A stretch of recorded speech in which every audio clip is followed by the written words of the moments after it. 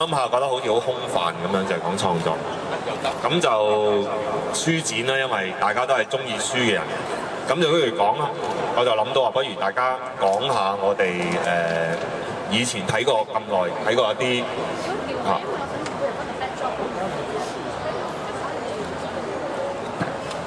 冇人會認錯咧，黃洋達嘅，不過方便啲做埋嚟。即係會講翻兩本我哋過去對我哋嚟講，對我哋創作影響最深嘅書咯，即係會介紹下，同埋佢哋點樣影響我哋嘅創作或者思維啊嗰啲嘢啦。你帶咗本書嚟嘅，不如你 show 一 show 啦。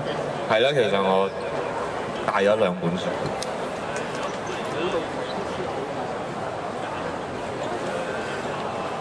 都有一定嘅年紀嘅呢兩本書啊！呢本就係叫做1947高沙百合，係一位叫林耀德嘅作家寫嘅。咁可能在場嘅朋友唔係咁多人識呢位作者嘅。咁係一個台灣嘅作家，佢已經過身㗎啦，好後生過身，34歲嗰陣已經死咗。咁因為我再詳細啲講下點解呢本書對我咁大影響咧？咁另一本書英文書嚟嘅，但係好易睇嘅，叫做《Rebel Without a Crew》，即係講緊電影嗰啲 crew 咧，班底咁樣。咁呢個作者就係 Robert Rodriguez， 就係而家好出名一個導演。得啦，我哋可以呢個開場白嚟嘅，唔該曬黃啊，唔該曬。主角終於出場啦！哎呀，一嚟啊掃場，一嚟攤嘢。呢個咪味，依下飯上呢啲何故啊？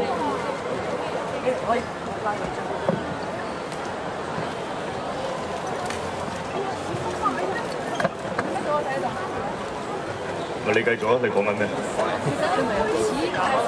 其實正式開始，我講咗我哋今日會大約做啲乜嘢，即係會講下對我哋創作好有影響嘅一兩本書。哦，你講俾我聽，今日我哋會做咩嘢？呢個唔係你提議嘅咩？咁你講咩書啊？你今日講咩書啊？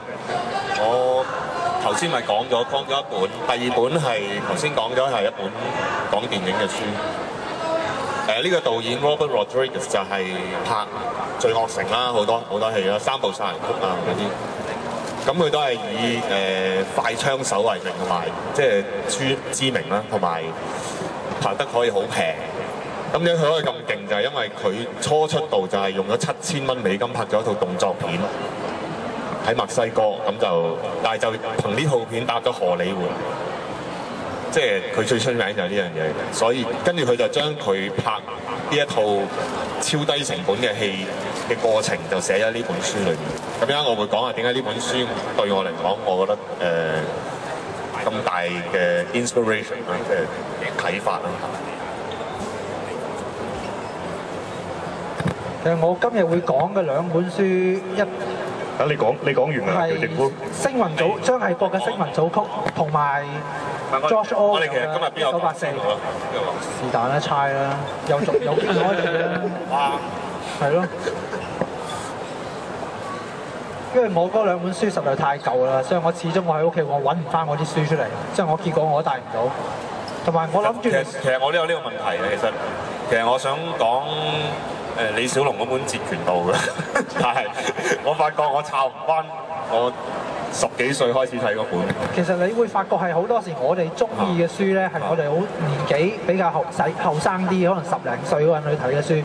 嗰啲書就可能好耐之前啦，咁我哋已經喺屋企唔知劈喺邊度。咁你發覺其實一生人好多時影響嘅書咧，係你10幾歲嗰陣開始會接觸，跟住一路會影響你，可能影喺唔同階段有唔同嘅影響，而你係不知不覺係唔知。但係嗰段時間唔會睇咯，可能有一段時間。唔知失咗去邊。咁譚劍，你嗰兩本書究竟係咩啫？《星雲組曲》同1984就係。不如就你講先啦，好唔好？你講下呢兩本書啦。譚劍開始講先啦。好啊。《星雲組曲》就係張藝國先生佢嘅代表，我覺得係代表作嚟嘅，係佢寫未來中國佢同埋21世紀去到25、6世紀好遠未來嗰個科幻世界嘅短篇。咁佢呢個短篇就係、不如你介紹下張系國先。張系國，因為依家係咪依家啲人讀書都？因為始終華人嘅科幻唔係真係太多，即係唔係多咁廣泛。咁張系國其實佢係台灣人，喺台大嗰邊係讀電機系，然後佢又去咗美國嗰邊就再讀電腦。咁佢差唔多係全力就喺美國嗰邊住落去，咁就有正職就係教喺大學嗰度教電腦。另外佢自己亦有寫小説，另外亦有一間學校係佢自己創立嘅，就係教去頒授一啲電腦嘅課程。咁佢一直嘅創作其實有兩個路軌好明顯嘅，一個就係做文學創作，獲得好高嘅評價，咁啊主要係紅帆出；另一方面就係寫科幻小説，就係佢自己嘅知識系統出版社去出版。咁星雲組曲就係紅帆同佢出嘅一本科幻小説集。咁呢本短篇小説集呢，就係比較鬆散啲，就唔同嘅人物就冇重複，但係佢係一路嘅延續講中國對未由21世紀鋪陳到好遠未來嗰個故事嘅發展。咁其中有幾篇我就特別中意，一個叫望子成龍嘅講基因工程，好似就話香港係曾經用我嚟做嗰啲教科書嘅範文啊，係咪呢篇？因為我嗰陣我啊更早期嘅，所以我冇接觸過呢篇文。即係其實呢本書算唔算係一個華文嘅科幻小説一個啟蒙嘅書，或者係？其實唔可以咁，應該因為係之前華文科幻嘅台灣、大陸都各自有發展。咁呢本書其實成書佢係入邊嘅短篇斬度應該71年至到80年咁。嗰邊係寫嘅，咁80年到先至係結集成書。我咁可以話係一個華文科幻嘅里程碑之作。但係你依家睇翻，其實佢嗰個科幻同我哋依家睇嘅科幻咧，有一個好大嘅分別，就係佢嘅科幻咧係唔重視機關佈景，即係話唔係咁重視娛樂效果，反而係重視文以載道，用佢嘅文學技巧，用佢故事嘅深度嚟吸引讀者。咁變咗係話對台灣個科幻發展有個影響，就係話令到科幻啲人當係文學嘅一部分，而唔係一個通俗小説。即係其實張系國算唔算係一個，即係喺華人嚟講係出名嘅科幻小説家，算係第一個？都唔可以咁算，應該係好早期嘅科幻作家，但第一個就未到係佢。即係現代嚟講，現代文學都唔可以算係第一個，只可以話係一個好重要嘅推手，係佢主力真係去推科幻嘅，應該就係佢第一人。咁你講下，不如講下本書對你影響嘅。本書對我嘅影響，我都唔知係好定係壞，因為我係覺得係話。因為我係覺得啊，原來科幻唔係淨係娛